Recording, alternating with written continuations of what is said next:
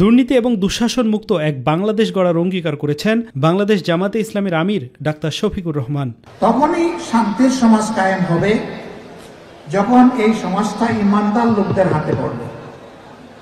আল্লাহ আপনাকে বিবেক দিয়েছেন, কোন লোকটা 12 মাস 365 দিন দায়িত্ববোধ এবং ইমানদারির সাথে সামাজিক দায়িত্ব পালন করে, আপনি তাকে বেছে নেন।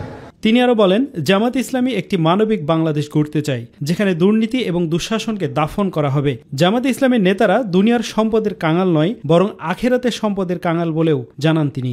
আমরা এমন একটা দেশ চাই যেই দেশে আল্লাহ রাব্বুল আলামিনের আইন অনুযায়ী চলবে, অন্য সকল আইনের ভাই পরীক্ষা নিরীক্ষা হয়ে গেছে।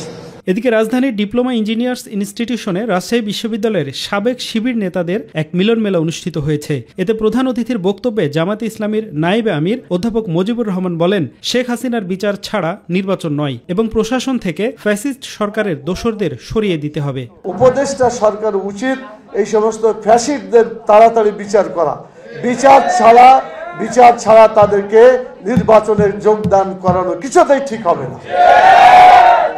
দীর্ঘ প্রায় 15 বছর পর প্রকাশ্য সম্মেলন ঘিরে উল্লাসিত ছিলেন নেতাকর্মীরা। কোরআন হাদিস ইসলামী সাহিত্য।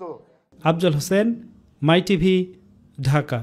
সঠিকভাবে কাজ করার